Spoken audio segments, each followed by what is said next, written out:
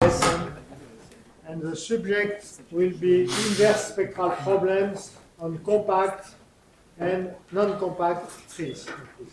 Thank you very much. And of course, I also thank the organizers for inviting me. When I was asked if it's possible to give the last lecture, I said, of course, yes, since, as usual, last lecture is open-end. And you cannot lose your right to have coffee or tea, doesn't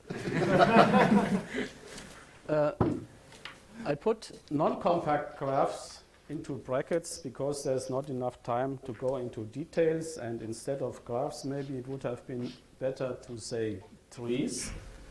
I shall make the introduction quite short because we had already a similar kind of notation. So we have really a tree. Compact means finite number of edges and vertices. For simplicity only, we take length 1. This is not really necessary. This only will make the formula simpler if you really make calculations. So we have boundary edges and interior edges. A colleague sometimes said instead of boundary edges, maybe exterior edges. The set of boundary vertices is V0, V1 up to Vp. The enumeration is so that V0 is the root. Of course, all the other boundary vertices could be root, but we fix root to be V0. And then we have a natural ordering because you can embed into R2 or Rm. This is not really used only for notation, so we can have an ordering. An interval LB is just an ordered set in this sense, where those points that are closer to the root, these are, in this case, A, and B has more distance to the root.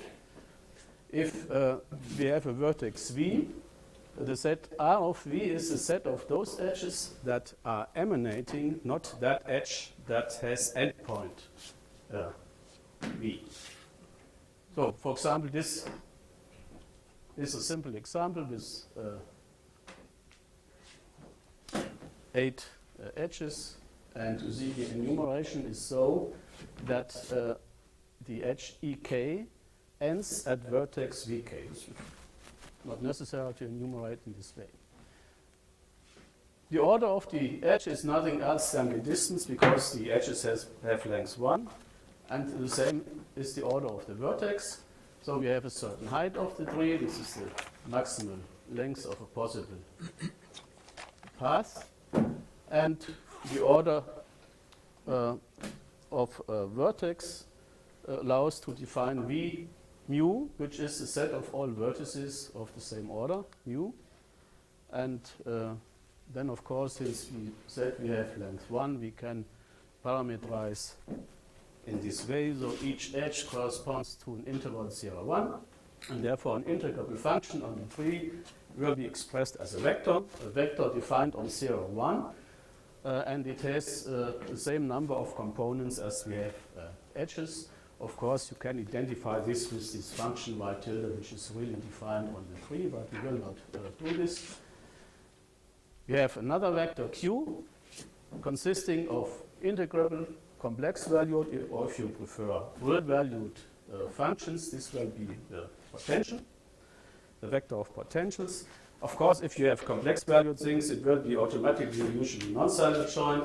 This is not so important for us, since our method also works in the non-salvage joint case. But if in the non-salvage joint case, you need an additional condition so that the algorithm really will work. And what are we studying? Second order equations of this type 1, Sturm-Liouville type, or one-dimensional Schrödinger if you like, where for convenience we assume that these coefficients are simple. I will show in the sequel that the inverse problems that we are studying can be reduced to a sequence of inverse problems for an interval. And of course, there are hundreds of publications under various assumptions, in particular complicated coefficients here, maybe distributions or maybe weight functions. We don't want to have complicated coefficients. Let me first explain what we want to study. We have this differential equation, and in internal vertices we have matching conditions which may be a little bit more complicated than we have usually. it's not necessary that yk of 0 is equal yj of 1 if this means only if akj is equal 1 we have continuity. It's not necessary. And similar, it's not necessary to have Kirchhoff type conditions. The conditions containing derivatives here, the second line, is also rather general, real or complex coefficients. The only assumption we have in this moment is that this product a kj times a k1j is non-vanishing. The standard conditions, or those where you have continuity and Kirchhoff type, they are just obtained if you choose the constant in this way. Of course, you can take it. What we need in order to be able to perform our process is that equation is fully swept. It's a simple relation between these coefficients that we call regularity conditions. Otherwise, the leading terms in the asymptotics will cancel, and then we should use more sophisticated methods. Now, we have 2r minus p minus 1 conditions as matching conditions, and we want to have a boundary condition, so we need further functional. Please remember that we had p edges, p boundary edges, but r edges, and we introduce two sets of functionals. For s equals 0, we have p plus 1 functionals. Of course, if you put equals 0, you have p plus 1 boundary conditions, and they apply at the boundary words. This is vj. For s equals 1, we have something similar, and the only thing we assume in the moment that for s equals 0 and 1, you do not get the same. They should be different. Why I use two types of functions will be clear in a moment. This is because we want to have not only one boundary problem, we want to have many of them. The problem L is defined by the differential equation 1, by the matching conditions 2, and by the boundary conditions uj0 of y equals 0 applying in all boundary vertices. Yes, in each vertex one condition. If you replace one of these functionals, uj0, namely uk0 by uk1, and put this instead equals 0, then we have another boundary value problem. And of course, this can be done for any of these indices. So we have p plus 1 problems lk and the problem L of similar type. It turns out that under these assumptions, each boundary value problem has a countable number of eigenvalues. If the coefficients would be known, they could be asymptotically estimated. Asymptotics is known. So we denote them by lambda L for capital L, by lambda Lk for capital Lk.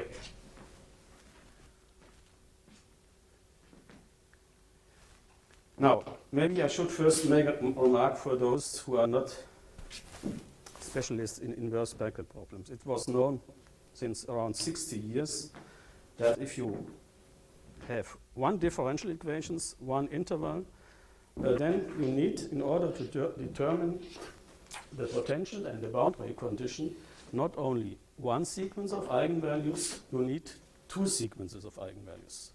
Or you need one sequence of eigenvalues and a sequence of normalizing conditions, which can be replaced by so-called Levinson type conditions, or you can use so-called while type functions. This is all equivalent, as I shall explain a little bit later. This means one interval, one while function. Now we have several intervals, namely all edges. For each edge, we need one while function. Why did we study this problem? I studied this problem because in the end of 2004, when my co-author Yoko visited me, I found a paper by Malcolm Braun and Rudi Weikert who proved the uniqueness of an inverse problem, as I studied here, by using, as many others here also did Dirichlet-Neumann map. And this Dirichlet-Neumann map contains elements, entries, which are nothing else than functions that sometimes are called while or while pitch marks or M functions and so on. Each of these functions contains the information, for example, of two spectra. And when we saw this paper, they proved uniqueness. My co-author was quite emphasized because he said, oh, they are using Dirichlet-Neumann map, this is Y function, and all his life he solved inverse problems starting from Y functions. And so I said, so let's solve the problem. They have uniqueness, we will solve it. But we had only some days time because we were finishing the paper. And so Yoko said, we can finish when I visit you next time, but we liked this problem because we had been working in inverse problems and it was more or less clear from all this data, from this matrix, you could immediately solve the inverse problem, just you have to apply the whole machinery. Of course, it's non-trivial, it's hard work, but it could be done. And we found out, and this is in principle the same what our colleague Avdonin told yesterday, you do not need this whole matrix. It's sufficient to have the diagonal except one element. This is also the result of this recent paper that was finished on Wednesday by Avdonin and Korasov. They solved the corresponding inverse problem that we want to solve by applying a boundary control method. This method is in particular interesting if you want to generalize to PDE. And what we want to apply is a classical method, one of the classical methods that is usually valid for OT, and give an explicit algorithm starting from the minimal spectral data that are really necessary. So in order to define the spectral data in this may be quite unusual sense, namely in the sense of while functions, I have to define what we want to understand by while functions and while solutions. The function capital psi k is a vector, number of components is the number of edges. To each edge, one component is corresponding. And these vector solutions are solutions of our differential equations, satisfying matching conditions 2, and these conditions in the boundary vertices, which means psi k satisfies in homogeneous condition uk of psi k equal 1 and all others are homogeneous. And this can be done for any k, so you get different vector solutions psi k. These are special solutions. And if you evaluate such a solution with another function, namely uk1, that's why we have uk0 and uk1, then you get a function depending only on lambda, and each of these functions is denoted by us a y function. Why is this a y function? The reason is that it contains similar information as I already explained and has similar properties as a y's m function. So capital M of lambda is now a vector having p components mk.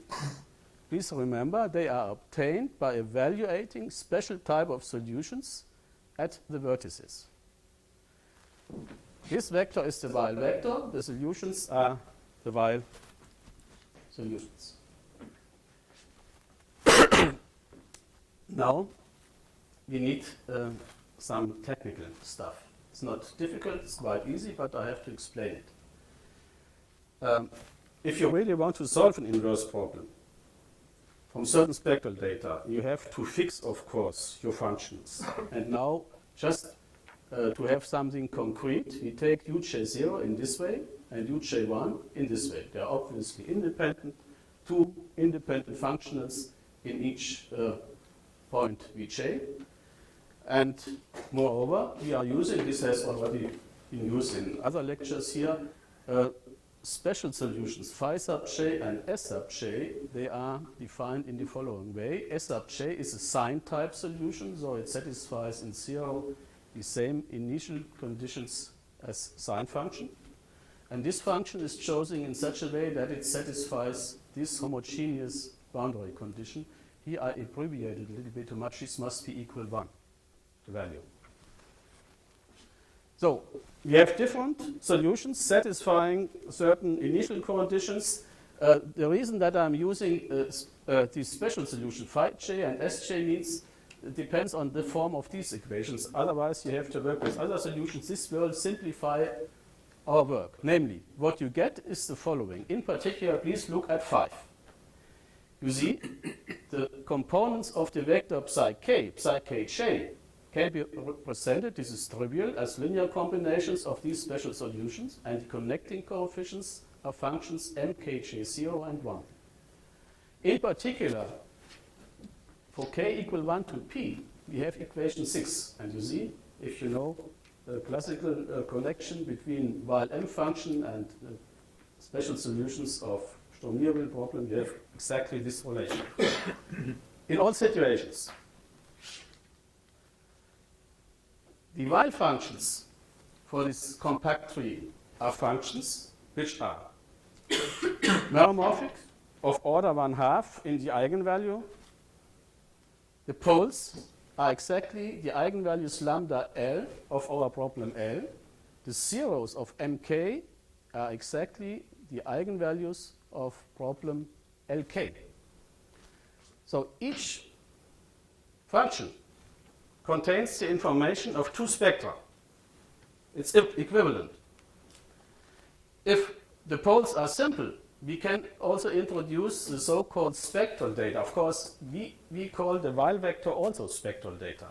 But equivalent would be if you have one sequence lambda L and p sequences alpha Lk, where the alpha Lk are the residues at the eigenvalues.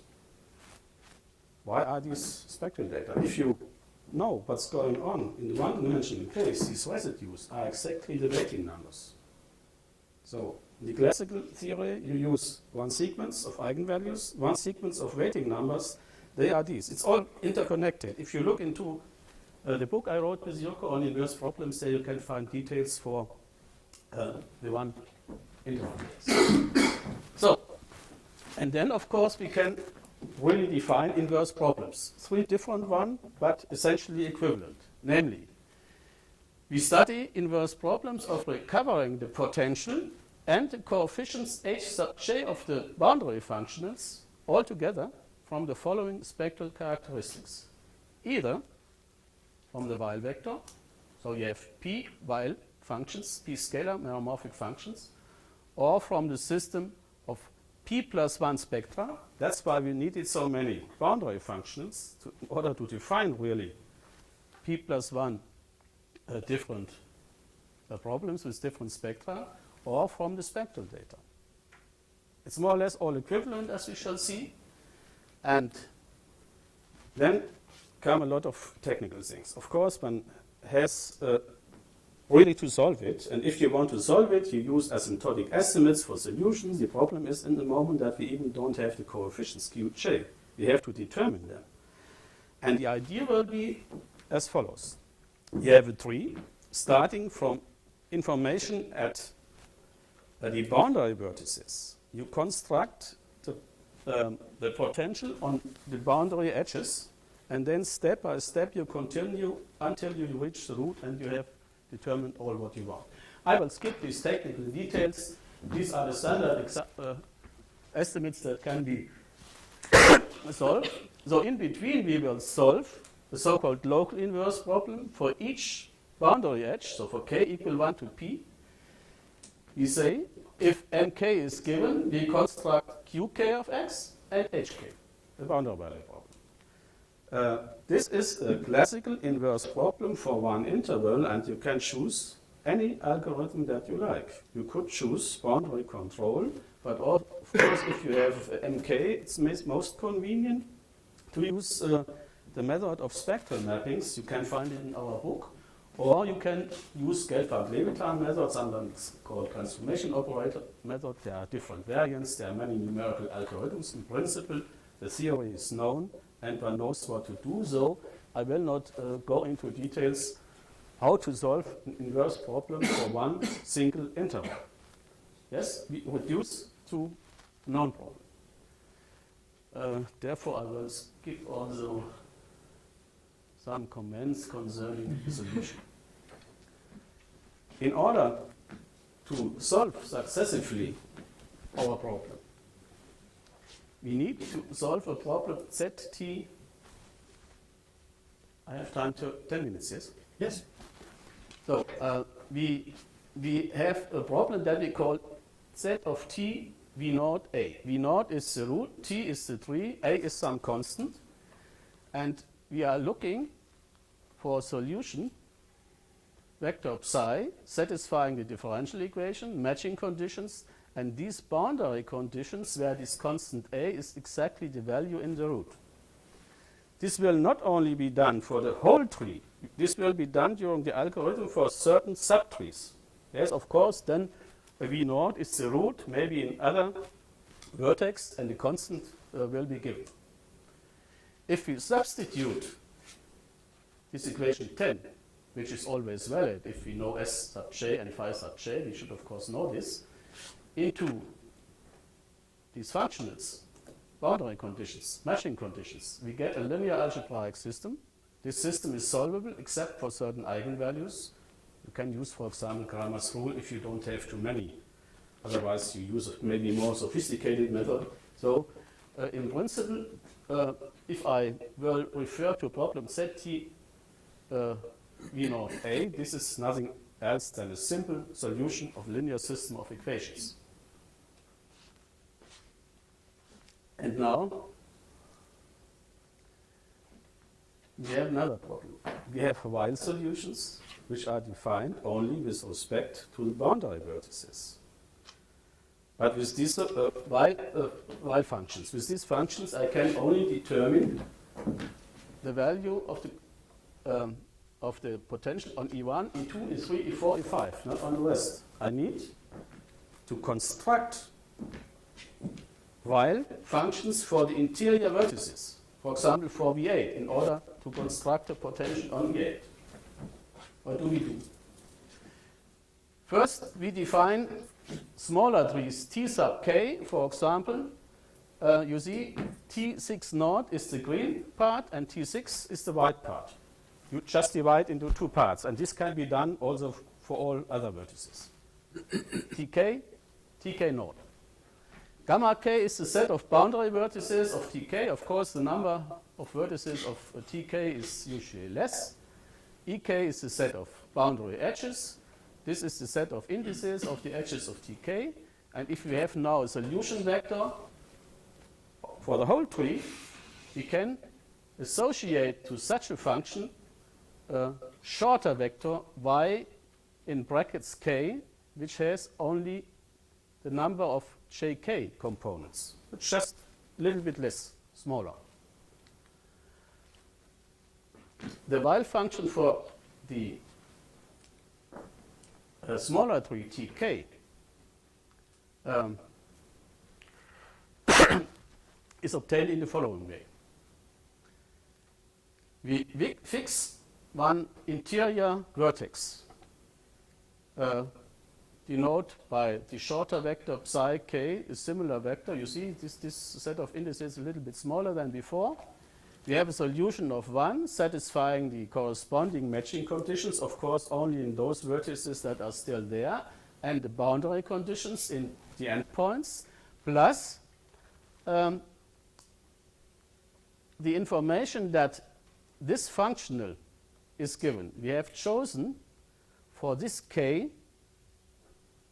this form of the functional, because this was not defined. You see, we have not a boundary vertex, it's an interior vertex. There we have matching conditions, but no boundary conditions. This has to be introduced. In addition, we can choose as we like. We could also choose only the value of the function. This solution, this special one, is also called while solution for the smaller tree with respect to Vk. And if we evaluate at x equals 0, then we get the while function mk. So we have while functions also for all interior vertices, just by this definition. And now this is a crucial lemma. In order to understand how the algorithm works, we start with a y vector which is defined on each edge. And let's say we have boundary edges. Then you know here, here, here, here, here, on all boundary edges. We start with edges of the same order, and let's say we have the while functions for vk, and we want to have the while function for vm if we have such an edge called ek. Then the following is valid. It's rather easy. This shorter vector psi sub m belonging to vm is obtained for the longer vector psi k by multiplying with this factor and throwing away some components. And the same is with the while function m, capital MM, which is obtained from this value by multiplying with this factor. The only thing is this capital AMK is rather complicated sum. And unfortunately in this sum, this red part is unknown. It's not yet determined. You see, we want to determine a matrix from one part of information, and we start, let's say, from here, then the next, and now we want to have information connected with Vm. We have the information connected with Vk, and now we need psi kj for j belonging to edges that are lying here. In particular, not this one. And in order to get this information, we have to construct these functions and their derivatives. And this is nothing else than solving a system of equation as I showed before, because we have relations as they are given in 14 and 15. If we have these sine type functions, the function phi sub j, then we can construct by a set procedure these connecting coefficients. And in a special case, if we have mk, we have also this equation. So, knowing these functions in 1, 1, we get this function and this equation, and this is exactly what we needed here. And now I can sketch very briefly how the procedure works. I start with the inverse problem where I start from the y vector. So we have given this vector. The procedure for the solution consists of the realization of so-called a mu procedure, starting from mu equals sigma, then mu equals sigma minus 1, where sigma is the height. If you have mu equals sigma, you are in a boundary vertex, boundary edge. Step 1. For each boundary edge in E sigma, having longest distance to the root, you solve the local inverse problem with any method that you like. There are numerical algorithms. You get qk of x and hk. Then you can solve the direct problem, because now you have the potential. You solve for these solutions, special solutions, because the coefficient is known. And you can calculate, in particular, this value that is needed, because you have mk, this value of the sine type function, and of phi k. Third step, this concerns something connected with here, only the problem is this is only one simple step in the first part. We need these connecting coefficients, and in the first step, if you make only the first step, you can write down the solution explicitly. This is just what you have it already. When you have these connection coefficients, then you can have the next while function mm.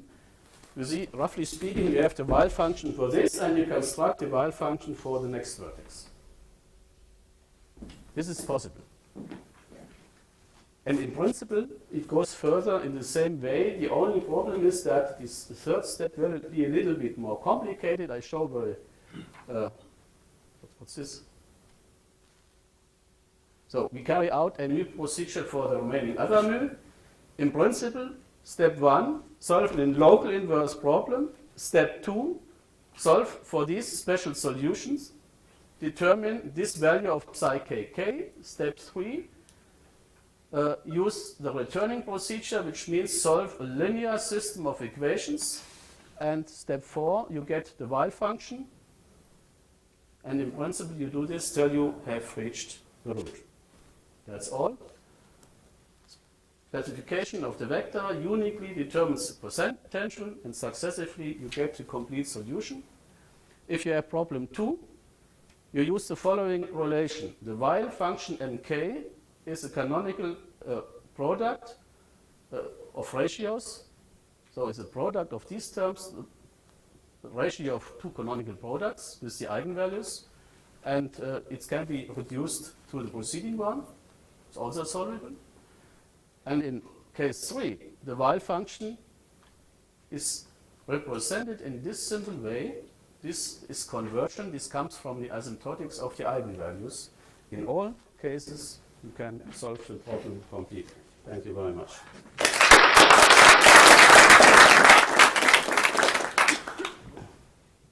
Questions? It doesn't sound like you would address this problem of, I mean, in the, like, just on the interval, there's this idea that you take the spectral data and make it into a Hilbert space and identify that with the potential, the L2 space of potential.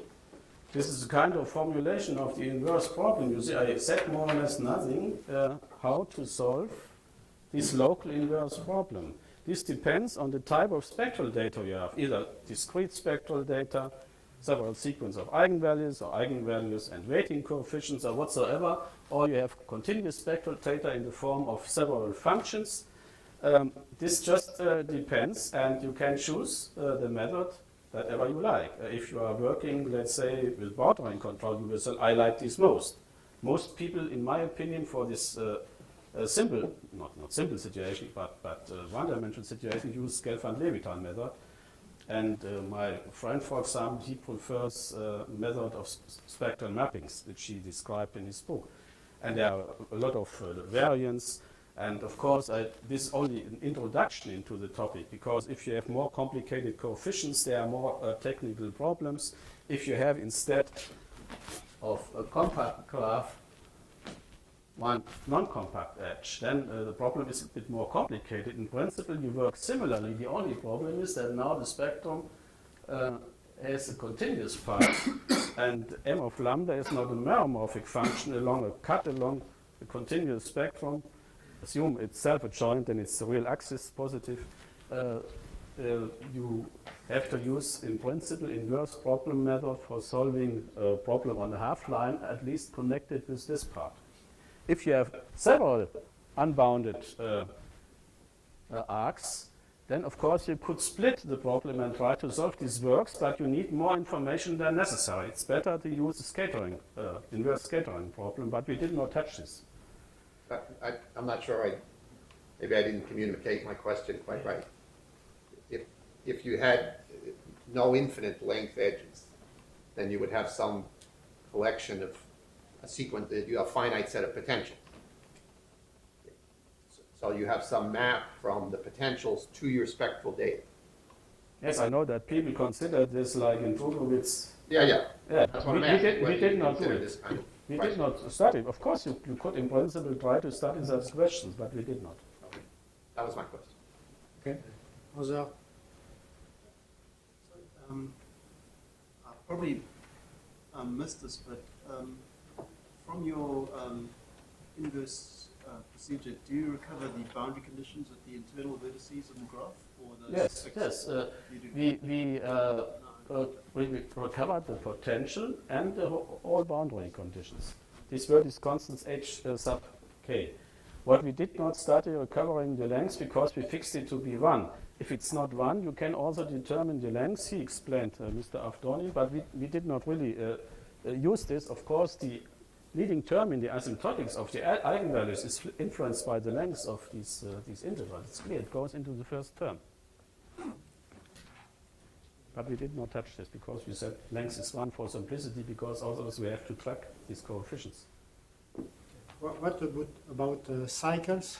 So if you We take did a not study circle, this. no, I but proposed this, but what is the Yeah, what is known in the case of the circle, for example? we did not allow cycle, then you get problems like for inverse problems with periodic coefficient. Yes. I discussed this with Yevgeny Korodyadev and told him please solve, because he is a specialist for problems with periodic coefficient. He said let's do it together, but we did not have time. I do not know if he... It's more complicated. Yes, at least it's another kind of problem, you see. We just use this because my co-author, he is a specialist for the method of spectral mappings, and that's why he proposed this. But of course, he knows all the other stuff also well. It's additional work, just additional work, and before you have done it, and look what happens. You cannot say it works easy or complicated, at least you get additional problems. Now, because it's the last conference, in the name of all participants, I have to thank the organizers.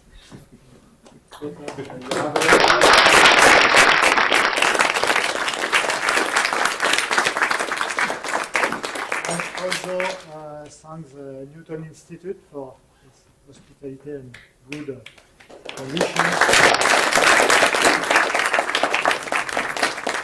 And also all the speakers.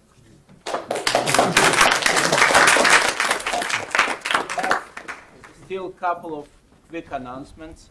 First of all, again, don't kill me if I repeat this, but if you haven't filled the questionnaire, please do so. For instance, if they have removed the table already, then you can submit them to me, and I will make appropriate changes in your Then,